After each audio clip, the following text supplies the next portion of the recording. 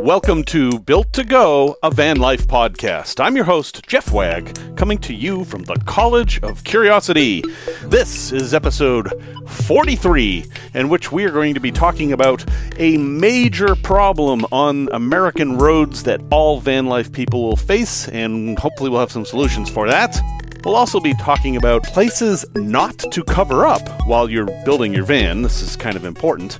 A tale from the road involving the police, a product review of RainX, and video game tours. Thanks, everybody. Welcome back. I absolutely am thrilled to be talking to you today, and I'm going to have a little bit of a rant, except that my wife kind of ruined my rant. I was all fired up and ready to go, and then she surprised me with an apple cider donut, and now I'm feeling all, aww, and, well, that's right. I can overcome the apple cider donut. In fact, I'm saving it as a little treat for myself after I finish this podcast, so let me get back in rant mode. Okay, I'm in that mode. I received a letter from the lovely state of Kansas. That letter says, "You have received this violation statement because your registered vehicle used an electronic-only lane on the Kansas Turnpike, and a valid compatible transponder like K-Tag was not detected, nor was the license plate registered on a transponder account. In the future, pay with cash at a toll booth or use a valid compatible transponder that has been properly mounted to your windshield." Well, my violation for going through 3 toll booths, now, you have to understand, toll booths these days aren't like little booths with the arm that comes down. You don't actually get a chance to talk to anybody, and you don't get any signal that says, hey, you paid your toll. Well, I went through 3 of those on my recent trip to Kansas, which you guys sent me on, by the way. That's why I was in Kansas. I was going to visit Truckhenge. And I went through 3 toll booths, and my toll is $62.75. Thank you, Kansas. You so make me want to come visit you again. Okay, we have to have a long talk now about a serious problem in the United States regarding tolls and traveling from state to state. Toll roads originally came about because money was needed to build roads. This doesn't sound like a bad thing necessarily. In fact, the first toll roads apparently were built in 1420, and they got the name turnpikes because a pike was a spiked barrier that, once the toll was paid, would be turned out of the way so somebody could pass. At any rate, tolls have been a constant point of contention for American citizens, no matter where you live. There have been many, many cases of tolls being put up temporarily, where the toll will go away once the road's paid for, and then suddenly it doesn't. There have been some roads where the tolls simply paid for the toll takers and very little else, which seems kind of silly. And then enter the 90s, and onto the scene comes Easy Pass, and it's going to save us all, because what Easy Pass does is it puts a little thing on your windshield, and it lets you go through the toll booth, and you don't have to have any change, and you don't have to do anything. You just automatically pay the toll with this transponder, and then you get an itemized bill at the end of the month that you can expense or whatever, and boy, doesn't that sound great? And then someone else had this great idea of, hey, what if we did open road tolling? That means you don't even have to slow down. Your car passes under this big bridge, and that reads your car's transponder, or in some cases license plates, and then it just mails you a bill, or it just takes it out of your account, and it doesn't even slow you down. What a convenience! Well, yes, except no, not so much. In fact, things right now are terrible. And let's talk about why. First, making it easy to collect tolls like this, where the infrastructure needed to collect tolls is substantially less than setting up a bunch of gates and hiring toll keepers, etc., etc., etc., has made it a very welcome idea, shall we say, to cash-strapped legislatures.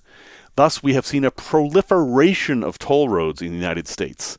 I kid you not, this is the list of states that now have toll roads. You ready? It's going to be a while.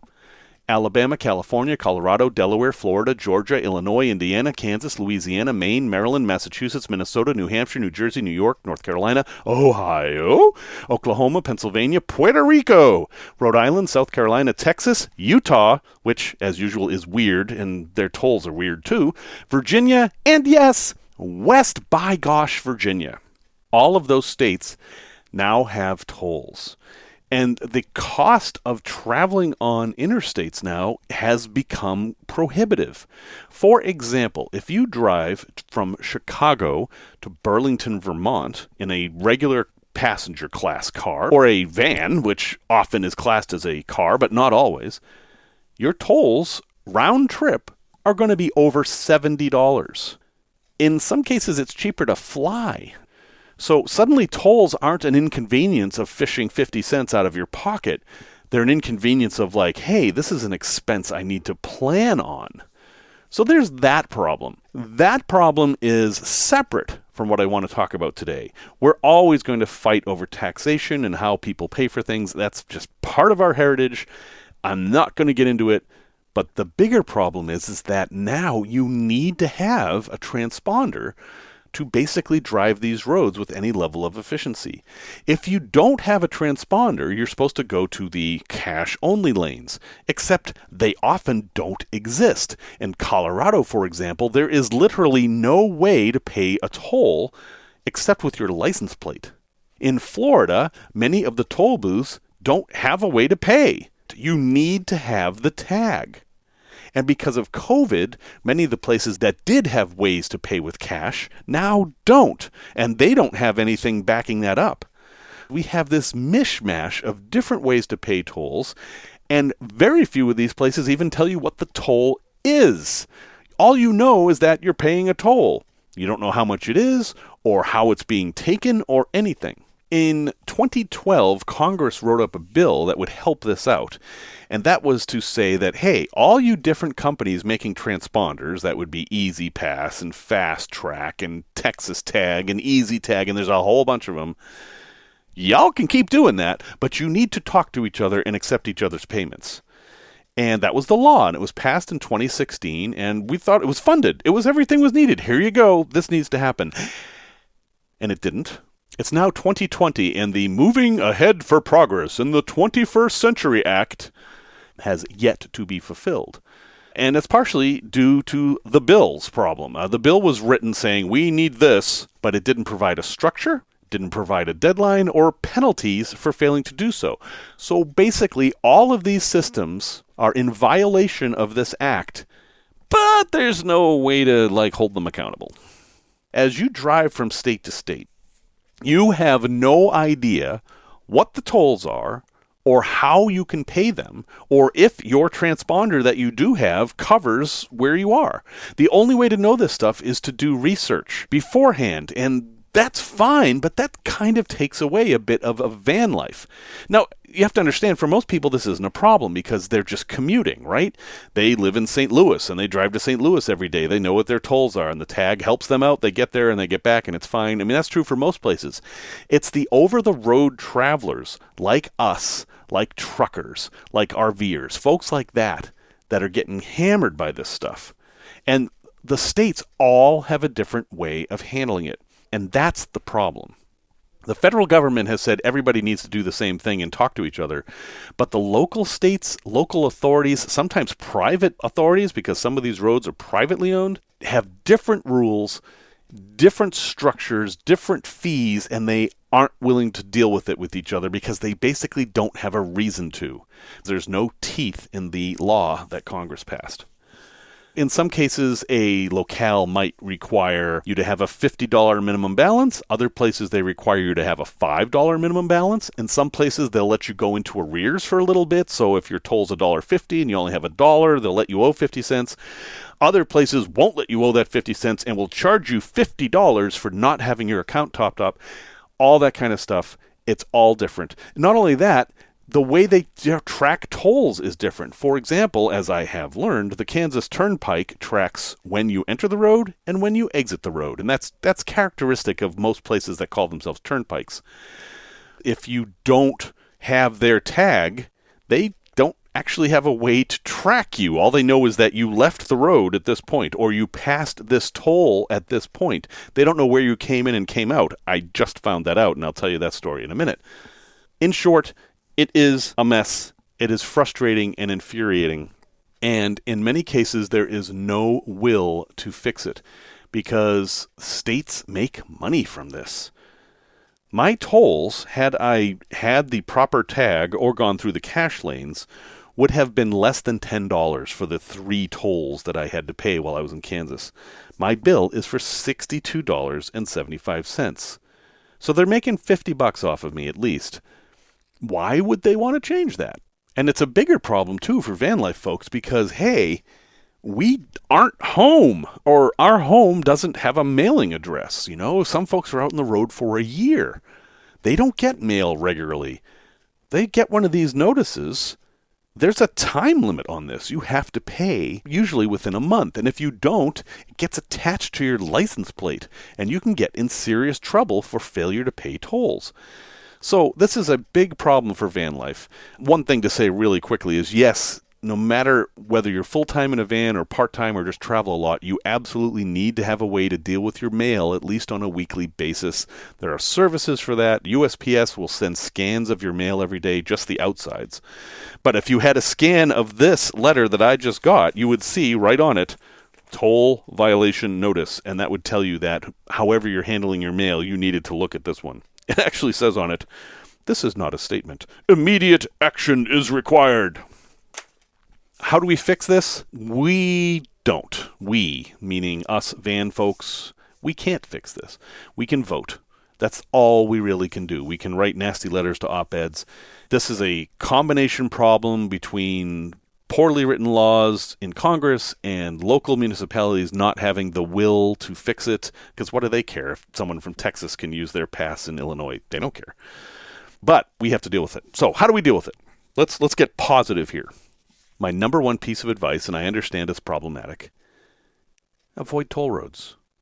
I know they're there for a reason. I know they make things a lot quicker. But if traveling is the experience you're going for, you're going to have a better trip not on the interstates. You're going to see more things. You're going to be more relaxed. I know I get it. There's reasons you have to be on the interstate. I'm on interstates all the time. I completely understand that. But if you have the choice, if you have the time, if you're taking the kind of open-ended trip where you just kind of are generally heading in a certain direction, set the GPS for no toll roads. And you're going to avoid this problem. You're going to save some money. Yeah, it's going to cost you some time, and you might run into some traffic and some lights and things like that. But I guarantee you're going to see things that you wouldn't see from the interstate. The other thing you can do, and honestly, everybody should do this, and I'll explain why, is get some sort of tag. Now, you could try to get them all, and that would be tricky. The 3 major tags, and again, there's dozens of names for these things. It's really even hard to talk about. In the Northeast general region, or say the East, there's Easy Pass. In the South Central region around Texas, there is Texas Tag or TX Tag or Easy Tag. Is that confusing for you? Easy Pass in the East, Easy Tag in South Central. Ugh. And then in the West is a thing called Fast Track. Those are the 3 big systems. You could get one of each of those tags. I don't know what will happen if you put all 3 tags up in the window. It might work. It might read one and then say, screw you, we're sending you a violation. I don't know. I honestly don't. So you could get all 3. Or you can optimize, which is what I think is the best thing. Now, I live in Illinois, so I have an iPass, which is an Easy Pass. Again, it has many different names. I'm not a full-timer, so a lot of the local driving I do on local toll roads, iPass makes sense. And I get a discount. I pay half the toll because I have this pass. So that's a good reason for me to have that. If I lived in Texas, I surely would get a TX tag or Tex tag, or I don't even know what they call it. If you're from Texas, let me know how to say that. And there are special cases. For example, Easy Pass works all up through the Northeast and all the way to Illinois, but not really Florida. Florida's an extremely tricky state when it comes to this stuff. So there's another pass called UNI, U-N-I, that basically includes all of Easy Pass and all of Florida. So I would get that one. Now, there's an issue with UNI because it costs $35 that you don't ever get back, where Easy Pass is basically free. Anyway, I can't do your research for you because I don't know where you live. But you should have one pass that optimizes your trips. But that creates a trap, because once you have that pass, you think you're all set, and you're not. And then you get nasty letters from Kansas like I just did. Or you get nasty letters from Toronto, which is another thing that happened to me in the past. They have a toll road too. I didn't even know I was on it, but I got a bill for $57 for it. Later on in this episode, I'm going to give some resources that can help you deal with it. But be aware of it. And don't just ignore it. I called Kansas. There's a phone number on the bill, but actually I found better info online and found out that they have a forgiveness program that if this happens to you the first time, they'll give you a break. So I ended up getting my bill cut in half. So that's a good tip, that if you ever do get one of these bills in the mail because your toll tag was wrong or whatever, give them a call. Play dumb. Be nice to them. The person on the phone is not your enemy. They can actually help you in many cases, and you might save a few bucks. But that's enough of this rant for now. Okay, tech talk. Hey, when you're building out the back of your van, it's real easy to look at all that space and say, oh, I'm going to put this here and this here. But there's stuff you can't cover or shouldn't cover, and I don't see enough people talking about that, so I'm going to talk about it right now. There are 3 things to look for in the back of your van that you do not want to cover up with anything because they serve a purpose that you need. The first is, and I see this question asked all the time, these things called slam vents.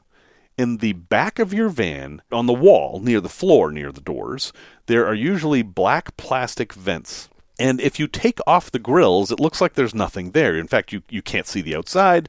It looks like it's something you could easily cover over. But what you can't see is at the very bottom of the van, kind of underneath the van, there is a one-way vent there that lets air out of the van when you slam the doors. Basically, these vents are there to make sure that the air pressure in your van is the same as the air pressure outside your van. Because when you're driving, you may have your air conditioner on, for example, and if you're pulling in outside air, you're basically blowing up your van like a balloon. That air has to get out somewhere. And that place, if it can't find another way out, is through these vents. If you slam your door, you're kind of doing the same thing. You're forcing air into the van.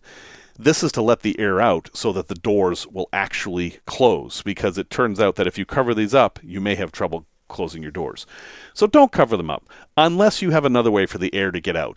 Number 2, in a lot of vans, there is a spare tire mounted underneath the van in the very back, usually just behind the rear wheels.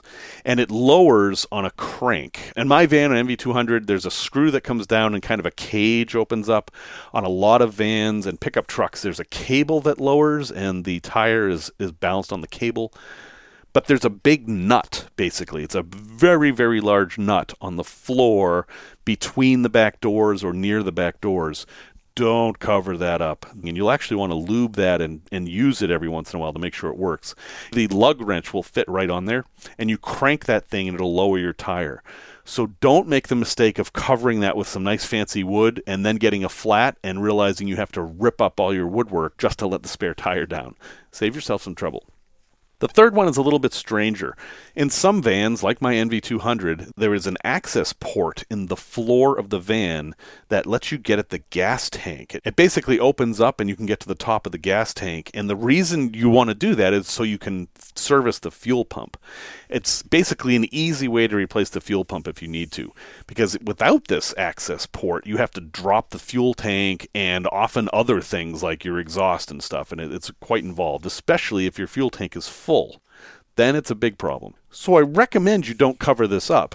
But at the same time, this thing is like right in the middle of the floor, right as you open the door. It's kind of like in a prime space. And if you don't cover it up, you've got this frisbee-sized thing in your floor. Some people have made a little patch panel of flooring that they can pull up so they can access this. And if you're a good carpenter, that's probably the way to go. I'm not a good carpenter. So my solution was, I just covered it up and I'm hoping for the best. Now, if my fuel pump actually goes, I'll have to make a choice of whether I drop the tank or I rip up the floor. And given how my floor is designed, with fairly inexpensive linoleum tiles stuck onto a thin piece of plywood, I think I'm going to rip up the floor. But that's a choice I made understanding what the problem was. I'm telling you this so that you understand, so you can make your own choices.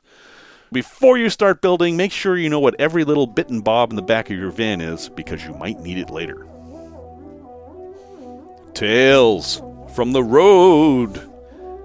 So back in the days when I was traveling with my smart car, I don't really know why I did this, but I didn't travel alone. I had a buddy I traveled with, and his name is Clem Snide. Clem is a cantankerous old man, and he and I have traveled all over the place. We've been to Colorado and Florida and Kentucky. He really likes Kentucky for some reason. And he never drives. He just sits in the passenger seat. In fact, he doesn't actually move very much because, well, let's be frank here about Clem. Clem is a dummy. That is to say, Clem is actually not a living, breathing human being. He is a cloth-stuffed dummy that I have made look fairly real. And I would often get funny glances at me as I drove around with Clem, and I would pull up into restaurants and leave Clem in the car. Sometimes I'd bring him in the restaurant. That got more comments.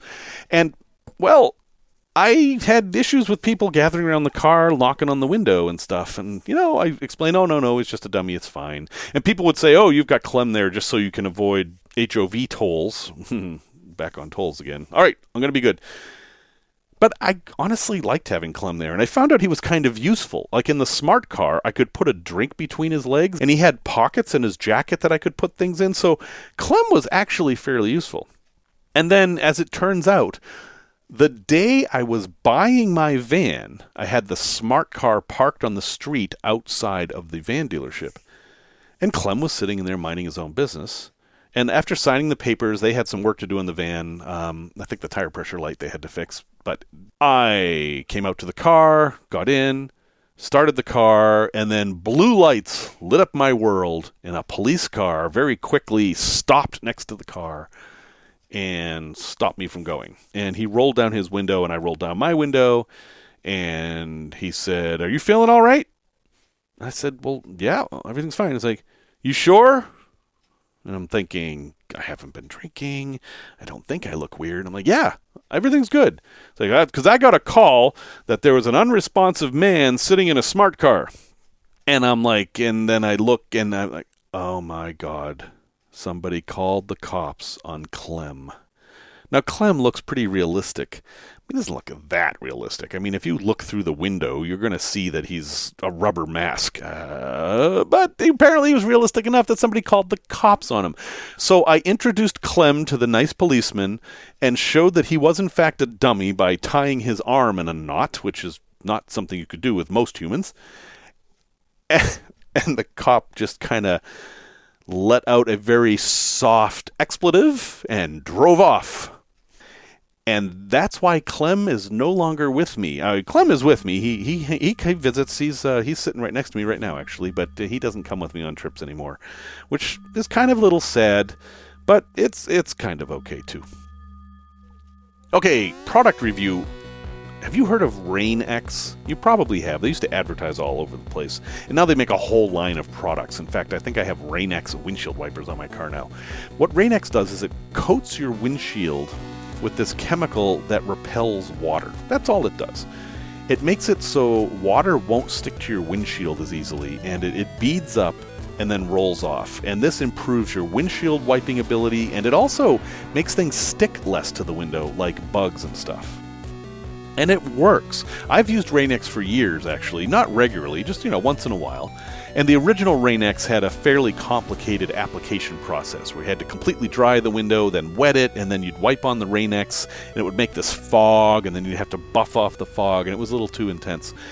Now it's a matter of just spraying it, or what I like is if you buy the RainX windshield washer fluid, that has most of the effect of the original.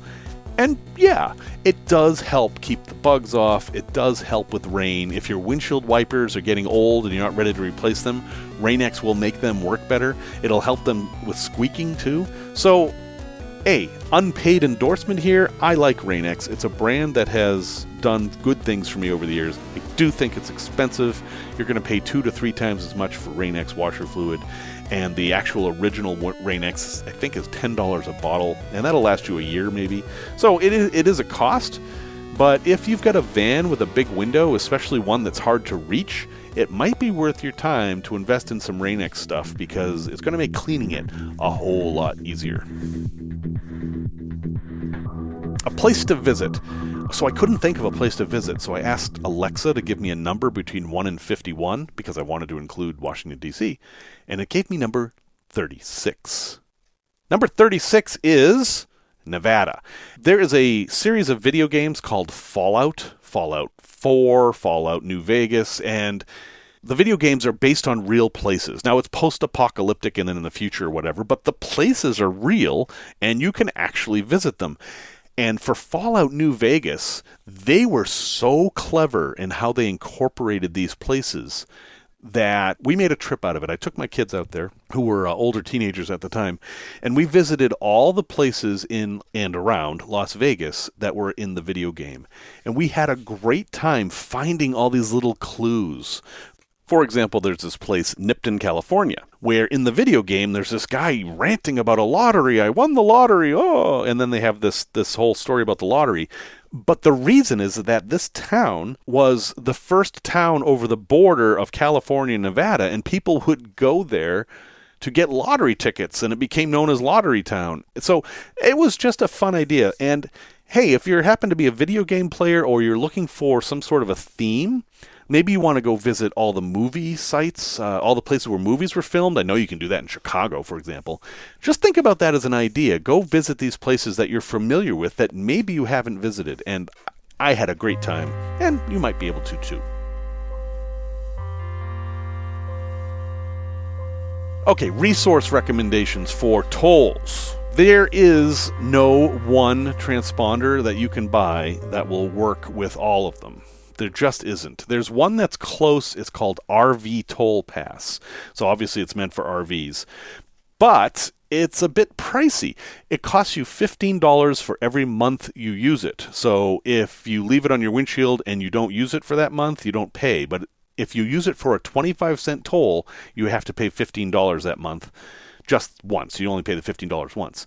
And then it has all kinds of hefty fees associated with it. If your balance gets too low or if you blow a toll or something like that, they pile on fees. But for the pay and forget and just stick something on the windshield solution, this might be the easiest thing to do. It's called RV Toll Pass. I'll have a link in the show notes. If you are in the east coast of the U.S., the UNI transponder that I mentioned earlier from Florida is your best choice because it covers 18 states. Now, it does have a $35 fee that's not refundable, but if you stay in the east, all the way from Florida to Maine and all the way as far west as Kansas, but not some of the states south of Illinois, again, you got to have a map, it is the best transponder for the east. There are some other ways to do this. There's an app called Peasy app that will try to pay your tolls with your license plate. This one doesn't use a transponder at all. They register your license plate with all these states, and then the states will see that it's registered and then filter payment through Peasy. And they charge a little fee for every toll you pay, like 16 cents, or if it's a big toll, 33 cents. But there's an awful lot of excluded places. They have this whole page of places where it doesn't work. So you're still in that boat of not knowing if you've paid the toll or not. Anyway, it might help in some cases if you're willing to do the research. So that's Peasy, the app, link in the show notes. And another one is called tollguru.com. It's just a website, and it will calculate your tolls for you. In fact, they have this thing that is so great that if you put in your starting address and ending address, not only will it route you like everything does, it will tell you your cost in tolls, it will tell you your cost in gas as best as it can estimate. Obviously, gas prices change, and it will tell you your cost in time. You get to put in a value of your time, and it will pick a route based on all those factors as to which is cheapest. For example, the interstate costs $5, but it saves you 3 hours. And if you put in your time as being worth $10 an hour, well, hey, you're better off taking the interstate. So that is tollguru.com. Check that out. There's also turnpikeinfo.com. That's a good site for just figuring out what the various tolls are and things like that. So, links to all these in the show notes. Use the resources to get around this problem. Very quick Q&A here. One of the biggest questions that comes up all the time is, how do I get internet on the road? And what I do, and a lot of people do, is we basically use our cell phones. And most cell phones these days can be used as a hotspot. So you set up your cell phone as a hotspot, and you can connect your computer to it, and you're good to go. But the way the phone companies have it is that, let's say you get 100 gigabytes a month of internet, that's only true if you're using it on your phone. Once you set up that hotspot, you only get 15 gigabytes a month. And if you're doing video production or something like that, that can be a problem. But there's a way around it. And I'm not talking about jailbreaking your phone or anything like that. There's probably some solutions for that, and I know there is on the Android side. No, the answer is to get a tablet. Android tablets are getting to be fairly rare these days. They still make Fire tablets, but tablets with cellular, I know there are a couple with Android, but the iPad has basically won the war. If you get an iPad with cellular service, it's treated like a phone. Let's say you make a video and you want to upload it to YouTube. You can save the video to your hard drive, transfer it to your iPad, and then upload it from your iPad, and it will come off your big plan, not your hotspot plan. So that's a good thing. Or I have made it so that my iPad, which I just got, is my video production studio. In short, your iPad can take the place of your computer in many cases, and that will save you a lot of money on internet. Well, folks, thanks for listening. I promise not to have a rant every time, but it's never nice to have a surprise bill in the mail. As always, music is by Simon Wagg. And until next time, remember what Susan Maximum says. Look for chances to take the less traveled roads. There are no wrong turns, and often no tolls.